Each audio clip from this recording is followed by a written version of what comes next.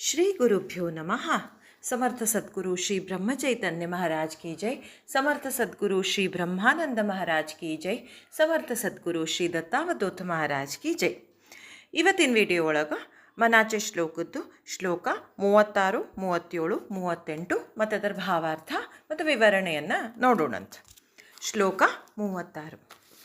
ಸದಾ ಸರ್ವದಾ ದೇವ ಸನ್ನಿಧಾಹೇ ಕೃಪಾಳೂಪಣೆ ಅಲ್ಪಧಾರಿಶ್ಚ ಪಾಹೆ ಸುಖಾನಂದ ಆನಂದ ಕೈವಲ್ಯದಾನಿ ನುಪೇಕ್ಷೀ ಕದಾ ರಾಮದಾಸಾಭಿಮಾನಿ. ಭಾವಾರ್ಥ: ಭಗವಂತನು ಯಾವಾಗಲೂ ನಮ್ಮ ಹತ್ತಿರವೇ ಇರುತ್ತಾನೆ, ಅತ್ಯಂತ ನಿಕಟವಾಗಿರುತ್ತಾನೆ. ಆದರೆ ಅತ್ಯಂತ ದಯಾಳುತನದಿಂದಲೇ ಅವನು ನಮ್ಮ ಧೈರ್ಯವನ್ನು ಸ್ವಲ್ಪ ಪರೀಕ್ಷೆ ಮಾಡುತ್ತಾನೆ. ಅವನು ಸುಖರೂಪನಾಗಿರುತ್ತಾನೆ ಹಾಗೂ ಆನಂದಮಯನಾಗಿರುತ್ತಾನೆ. ಮೋಕ್ಷ ಕೊಡುವ ಅವನು ಉದಾರದಾತ ಆಗಿರುತ್ತಾನೆ. ದಾಸಾಭಿಮಾನಿಯಾದ ಭಗವಂತನು ತನ್ನ ದಾಸನನ್ನು ಎಂದೂ ಉಪೇಕ್ಷಿಸುವುದಿಲ್ಲ. ಇದರದ ವಿವರಣೆ ನೋಡೋಣಂತ. ಇಲ್ಲಿ ಗುರುಗಳು ಹೇಳ್ತಾರೆ, ಭಗವಂತ ಭಾಳ ಅಂದ್ರೆ ಭಾಳ ದಯಾಳು ಇರ್ತಾನೆ.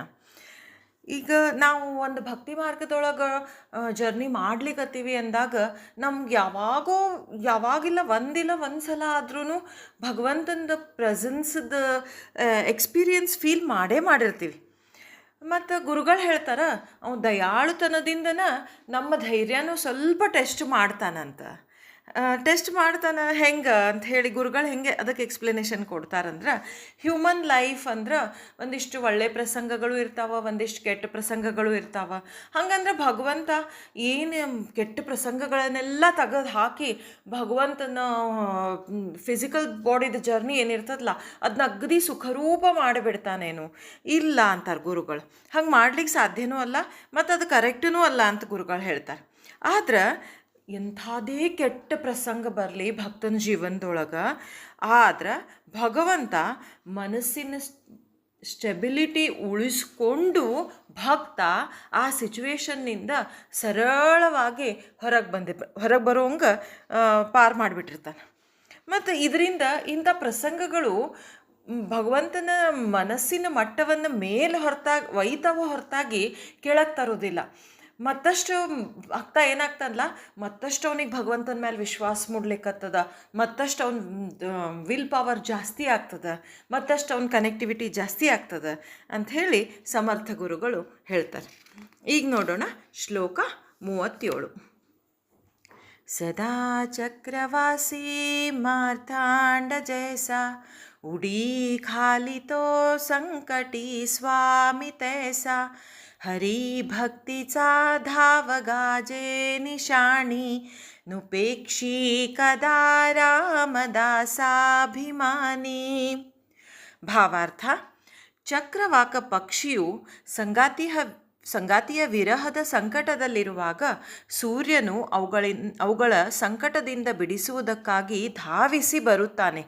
ಅದರಂತೆ ಭಕ್ತನು ಸಂಕಟದಲ್ಲಿರುವಾಗ ಭಕ್ತನ ಒಡೆಯನಾದ ಭಗವಂತನು ಅವನನ್ನು ಸಂಕಟದಿಂದ ಮುಕ್ತ ಮಾಡಲು ಓಡಿ ಬರುತ್ತಾನೆ. ಜೀವನದ ನಗಾರಿಯ ಮೇಲೆ ಬಿದ್ದ ಭಗವಂತನ ಭಕ್ತಿಯ ಪ್ರಹಾರವು ಗರ್ಜಿಸಿ ಜಗತ್ತಿಗೆ ಸಾರಿ ಹೇಳುವುದೇನೆಂದರೆ, ದಾಸಾಭಿಮಾನಿ ಭಗವಂತನು ತನ್ನ ದಾಸನನ್ನು ಎಂದೂ ಉಪೇಕ್ಷಿಸುವುದಿಲ್ಲ. ಇಲ್ಲೇ ಗುರುಗಳು ಹೇಳ್ತಾರೆ, ಪೂರ್ವ ಕರ್ಮಾನುಸಾರ ಭಕ್ತನ ಮೇಲೆ ಏನಾದರೂ ಸಂಕಟ ಬಂತು ಅಂದಾಗ ಆ ಭಕ್ತ ಇದ್ದಾವ ಅರ್ಥತೆಯಿಂದ ಭಗವಂತನ ಕೂಗಿ ಕರೀತಾನಂತ. ಅವನ ಮನಸ್ಸೊಳಗೆ ಬೇರೆ ಏನೂ ಇರುವುದಿಲ್ಲ. ಯಾಕಂದರೆ ಯಾವ ಮನುಷ್ಯ ಎಷ್ಟು ಮಾಡಬಹುದು, ಯಾವ ತಂದೆ ಎಷ್ಟು ಸಹಾಯ ಮಾಡ್ಬೋದು, ಯಾವ ತಾಯಿ ಎಷ್ಟು ಸಹಾಯ ಮಾಡ್ಬೋದು, ಯಾವ ಸ್ನೇಹಿತರು ಬಂಧು ಬಳಗದವರು ಎಷ್ಟು ಸಹಾಯ ಮಾಡ್ಬೋದು. ಆದ್ರೆ ಮನಸ್ಸು ಭಗವಂತನ ಮಾತ್ರ ಧ್ಯಾನಿಸಿ ಕೂಗಿ ಕರೀತದಂತ. ಇದಕ್ಕೆ ಅರ್ಥಭಕ್ತಿ ಅಂತ ಹೇಳ್ತಾರಂತ. ಭಗವಂತನ ಕೂಗು ಕಿವಿಗೆ ಬಿದ್ದ ಕೂಡಲೇ ಒಂದು ಕ್ಷಣನೂ ಭಗವಂತಗೆ ಭಕ್ತನ ಕೂಗು ಕಿವಿಗೆ ಬಿದ್ದ ಕೂಡಲೇ ಒಂದು ಕ್ಷಣನೂ ಹೋಗ ನಿಲ್ಲಿಕ್ಕಾಗೋದಿಲ್ಲಂತಲ್ಲಿ. ಓಡಿ ಅವನಿಗೆ ಸಹಾಯ ಮಾಡಲಿಕ್ಕೆ ಬರ್ತಾನಂತ. ಆದರೆ ಒಂದೊಂದು ಕ್ಷಣ ಹೆಂಗೆ ಒಂದೊಂದು ಸಾರಿ ಹೆಂಗೆ ಅನ್ನಿಸ್ತದೆ ನಮ್ಮ ಮೇಲೆ ಕಷ್ಟನ ಬರ್ಲಾರ್ದಂಗೆ ಮಾಡ್ಬೋದಿತ್ತಲ್ಲ ಇಲ್ಲ. ಮೇಲಿನ ಶ್ಲೋಕದಾಗ ಆಲ್ರೆಡಿ ಗುರುಗಳು ಹೇಳ್ಯಾರಲ್ಲ, ಆ ಕಷ್ಟ ಬರೋದ್ರಿಂದ ನಮ್ಮ ಜೀವನದ ಉದ್ಧಾರ ಅದ ಅಂದಾಗ ಆ ಕಷ್ಟಗಳನ್ನು ಸರಿಸಿ ಹಾಕ್ಬಿಡೋದಿಲ್ಲ ಭಗವಂತ. ಸಪೋಸ್ ಆ ಕಷ್ಟಗಳಿಂದ ನಮ್ಮ ಜೀವನದ ಉದ್ಧಾರ ಇರಲಿಲ್ಲ ಅಥವಾ ನಮಗೆ ಭಾಳ ಕೆಟ್ಟದಾಗೋದಿತ್ತು, ಅಂಥ ಕಷ್ಟ ಪ್ರಸಂಗನ ತೆಗೆದು ಹಾಕ್ತಾರ, ಇಲ್ಲ ತಮ್ಮ ಮೇಲೂ ಹಾಕೋತಾರಂತ ಗುರುಗಳು. ಮಹಾರಾಜರ ಚರಿತ್ರೆ ಓದಿದಾಗಿಂತ ಎಷ್ಟೋ ಪ್ರಸಂಗ ನಾವು ನೋಡ್ತೀವಿ. ಆಮೇಲೆ ಇನ್ನೊಂದು ಏನು ಹೇಳ್ತಾರ ಗುರುಗಳು, ಏನು ಹೇಳಲಿಕ್ಕೆ ಇಷ್ಟಪಡ್ತಾರ, ಈಗ ದ್ರೌಪದಿ ವಸ್ತ್ರಾಪಹರಣ ಆಗ್ಲಾರ್ದಂಗೆ ತಡೀಲಿಲ್ಲ ಕೃಷ್ಣ. ಯಾವಾಗ ಆಕೆ ಎಲ್ಲ ಮನುಷ್ಯರ ಆಸರ ಬಿಟ್ಟು ಕೃಷ್ಣ ಅಂತ ಕರೆದ್ಲು, ಆವಾಗ ಭಗವಂತ ಓಡಿ ಬಂದು ದ್ರೌಪದಿಗೆ ಏನೂ ಹಾರ್ಮ್ ಆಗ್ಲಾರ್ದಂಗೆ ನೋಡ್ಕೊಂಡ ಅಂತ. ಪಾಂಡವರು ಅಂತಹ ದೇವತೆಗಳಿದ್ರೂ ದ್ಯೂತ ಕ್ರೀಡೆ ನಡೆದಾಗ ಅಷ್ಟು ಮೋಸ ಆಗ್ತಿದ್ರು ಭಗವಂತ ಎದ್ದು ಬಂದು ಆ ಸಂಕಟನ ದೂರ ಮಾಡಿ ಬರಲಿಲ್ಲ.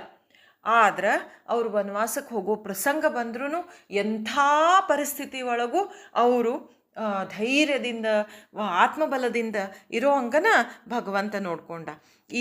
ಇದು ಯಾವಾಗಲೂ ಇಂಥ ಎಕ್ಸ್ಪೀರಿಯನ್ಸ್ ನಾವು ಸ್ವಲ್ಪ ಸೂಕ್ಷ್ಮವಾಗಿ ಅಬ್ಸರ್ವ್ ಮಾಡಿದ್ರೆ ಎಲ್ಲ ಭಕ್ತರ ಜೀವನದಾಗೂ ಸಣ್ಣದು ದೊಡ್ಡದು ಏನಾದರೂ ಒಂದು ಪವಾಡಗಳು ಮಿರಾಕಲ್ಸ್ ಅನ್ಸೋಂಗೆ ನಡೆದಿರ್ತಾವೆ ಅಂಥೇಳಿ ಇಲ್ಲಿ ಗುರುಗಳು ಹೇಳಲಿಕ್ಕೆ ಇಷ್ಟಪಡ್ತಾರೆ. ಈಗ ನೆಕ್ಸ್ಟ್ ಕ್ಯಾಟಗರಿ ಒಳಗೆ ಸಮರ್ಥ ಗುರುಗಳು ನಮ್ಮ ಮನಸ್ಸಿಗೆ ಬೋಧನೆ ಮಾಡ್ತಾರೆ. ಮನಸ್ಸೇ, ನೀನು ಆ ಭಗವಂತನ ಹತ್ತಿರ ಇರ್ಲಿಕ್ಕೆ ಕಲಿ ಅಂಥೇಳಿ ಬೋಧನೆ ಮಾಡ್ತಾರೆ.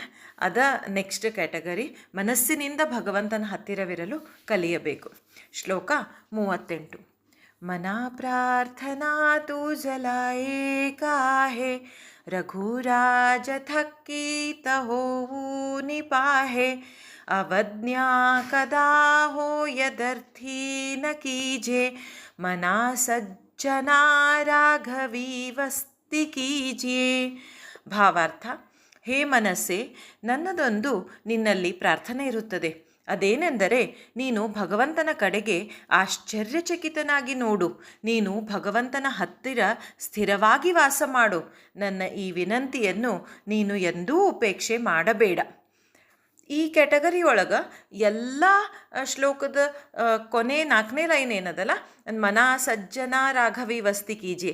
ನಮ್ಮೆಲ್ಲರ ಮನಸ್ಸಿಗೂ ಗುರುಗಳು ಸಜ್ಜನ ಮನಸ್ಸೇ ಅಂತ ಹೇಳ್ತಾರೆ. ಸಜ್ಜನ ಮನಸ್ಸೇ, ನೀನು ರಾಘವಿ ಅಂದರೆ ರಾಮನ ಹತ್ರನ ವಸ್ತಿ ಮಾಡಪ್ಪ, ರಾಮನ ಹತ್ರನ ವಾಸ ಮಾಡು, ರಾಮನ ಹತ್ರನ ಇರು ಅಂತ ಕಳಕಳಿಯಿಂದ ಕೇಳ್ಕೊತಾರೆ. ಇನ್ನು ಇದರದ್ದು ವಿವರಣೆ ನೋಡಿದ್ರೆ ಮನಸ್ಸಿಗೆ ಏನು ಹೇಳ್ತಾರೆ, ನೀ ಆಶ್ಚರ್ಯದಿಂದ ಭಗವಂತನ ಕಡೆ ನೋಡು ಅಂತ ಹೇಳಿ ಸಮರ್ಥ ಗುರುಗಳು ಹೇಳ್ತಾರೆ. ಯಾವಾಗ ನಾವು ನಮ್ಮ ಸ್ವತಃ ಲೈಫ್ ಕಡೆ ಅಥವಾ ಯೂನಿವರ್ಸ್ ಕಡೆ ನೋಡಿದಾಗ, ಸ್ವಲ್ಪ ಸೂಕ್ಷ್ಮವಾಗಿ ಅಬ್ಸರ್ವ್ ಮಾಡಿದಾಗ ನಮಗೆ ಅನ್ನಿಸ್ತದ, ಈ ಇನ್ಫೈನೈಟ್ ಶಕ್ತಿ ಎಷ್ಟು ಚಂದ ಎಲ್ಲನೂ ನಡೆಸ್ಲಿಕ್ಕತ್ತದಲ್ಲ, ಇದು ಇನ್ಫೈನೈಟ್ ಶಕ್ತಿ ಹೆಂಗೆ ಕೆಲಸ ಮಾಡ್ಲಿಕ್ಕತ್ತದಲ್ಲ. ಈಗ ಬರೀ ಹೊರಗಲ್ಲ, ಈಗೆಲ್ಲ ಸೈಂಟಿಸ್ಟು ಹೇಳ್ತಾರೆ, an universe resides inside your body ಅಂತ. ನಮ್ಮ ಬಾಡಿ ಒಳಗನ ಒಂದು ಯೂನಿವರ್ಸ್ ರಿಸೈಡ್ ಮಾಡ್ತದೆ ಅಂತ ಹೇಳ್ತಾರೆ. ಎಷ್ಟು ಟ್ರಿಲಿಯನ್ಸ್ ಆಫ್ ಸೆಲ್ಸು, ಅದರೊಳಗೆ ಎಷ್ಟೊಂದು ನ್ಯೂಕ್ಲಿಯಸ್ಸು, ಅದರೊಳಗೆ ಮತ್ತು ನ್ಯೂಕ್ಲಿಯೋಲಸ್ಸು, ಅದರೊಳಗೆ ಸೋ ಮೆನಿ ಥಿಂಗ್ಸ್. ನೀವು ಬಯಾಲಜಿ ಕಲ್ತಿದ್ರೆ ನೀವು ಅಂಡರ್ಸ್ಟ್ಯಾಂಡ್ ಮಾಡ್ಕೋತೀವಲ್ಲ ನಾವು, ಎಷ್ಟು ಥಿಂಗ್ಸ್ ಇರ್ತಾವ. ಸರಳ ಸಾಮಾನ್ಯ ಮನಸ್ಸಿಗೆ ಅದೆಲ್ಲ ಹೆಂಗೆ ಕೆಲಸ ಮಾಡ್ತಾವ ಅಂತ ಇನ್ನೂ ತಿಳಿಲಿಕ್ಕಾಗಿಲ್ಲ. ಹೆಂಗೆ ಯೂನಿವರ್ಸ್ ಕೆಲಸ ಮಾಡ್ತದೆ, ನಮಗೆ ಅಬ್ಸರ್ವೇಬಲ್ ಯೂನಿವರ್ಸ್ ಬರೀ 3 and 4% ಅದ ಅಂತ. ಇನ್ನೂ 96% ಇನ್ನೂ ಅಬ್ಸರ್ವೇಬಲ್ ಯೂನಿವರ್ಸೇ ಇಲ್ಲ ನಮ್ಮ ಕಡೆ, ನಮ್ಗೆ ಗೊತ್ತೇ ಇಲ್ಲ ಅದು ಏನದ ಅನ್ನೋದು. ಹಿಂಗೆ ಹ್ಯೂಮನ್ ಬಾಡಿ ಸ್ವಲ್ಪ ಗೊತ್ತಿದ್ದದ್ದು ನಮಗೆ ಭಾಳ ಕಡಿಮೆ. ಬ್ರೈನ್ ಫಂಕ್ಷನ್ಸ್ ಇಲ್ಲಿ ತನಕ ನಾವು 40% ಅಷ್ಟೇ ತಿಳ್ಕೊಂಡಿವಂತ, ಇನ್ನು 60% ನಮ್ಗೆ ಏನದ ಅನ್ನೋದು ಗೊತ್ತೇ ಇಲ್ಲ ಅಂತ. ಇದನ್ನೆಲ್ಲ ನೋಡಿದಾಗ ಆಶ್ಚರ್ಯಚಕಿತನಾಗಿ ನಮ್ಗೆ ಹಂಗಾದ್ರೆ ಯಾವುದಿದು ಇನ್ಫಿನೈಟ್ ಶಕ್ತಿ, ಯಾವುದಿದು ಲೈಫ್ ಎನರ್ಜಿ, ಯಾವುದಿದು ಸುಪ್ರೀಮ್ ಎನರ್ಜಿ, ಇದು ಹೆಂಗೆ ನಡೆಸ್ಲಿಕ್ಕತ್ತದ? ಯೂನಿವರ್ಸ್ ನಮ್ಮ ಒಳಗಿದ್ಕೊಂಡು ನಡೆಸ್ತದ, ನಮ್ಮ ಹೊರಗಿದ್ಕೊಂಡು ನಡೆಸ್ತದ, ಪ್ರತಿಯೊಂದರೊಳಗೂ ಇದ್ದುಕೊಂಡು ಇದು ಹೆಂಗೆ ನಡೆಸ್ಲಿಕ್ಕತ್ತದ ಅಂತ ನಾವು ಆಶ್ಚರ್ಯದಿಂದ ನೋಡಿದಾಗ ನಮಗೆ ಅವಾಗ ಅಲ್ಲೇನ ತತ್ವಜ್ಞಾನದ ಹುಟ್ಟು ಸಾಧ್ಯ ಆಗಿದ್ದಂಥ. ತತ್ವಜ್ಞಾನ ಅಂದರೆ ನೀವು ಫಿಲಾಸಫಿ ಅನ್ಬೋದು.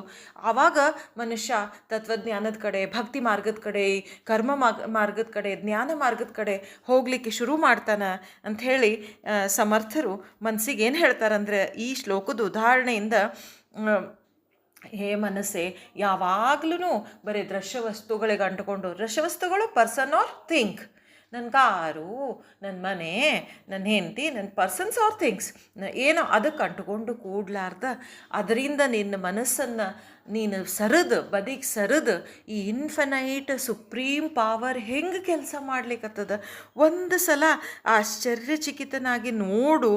ಆವಾಗ ನೋಡಂತಂದ್ರೆ ಹೆಂಗೆ ನಮಗೆ ತಿಳ್ಕೊಳಿಕ್ಕೆ ಸಾಧ್ಯ ಆಗ್ತದೆ, ನೋಡ್ಲಿಕ್ಕೆ ಹೆಂಗೆ ಸಾಧ್ಯ ಆಗ್ತದೆ. ನೀ ಯಾವಾಗಲೂ ರಾಘವನ ಹತ್ರ ವಸ್ತಿ ಇರುವಂತಂದ್ರೆ ನೀ ಯಾವಾಗಲೂ ಮನಸ್ಸಿನಿಂದ ಕನೆಕ್ಟೆಡ್ ಆಗಿರು, ಭಗವಂತನ ಜೊತೆನ ಕನೆಕ್ಟೆಡ್ ಆಗಿರು ಅಂಥೇಳಿ ಇಲ್ಲೇ ನಮ್ಮ ಮನಸ್ಸಿಗೆ ಗುರುಗಳು ಬೋಧನೆ ಮಾಡ್ತಾರೆ. ಜೈ ಜೈ ರಘುವೀರ ಸಮರ್ಥ.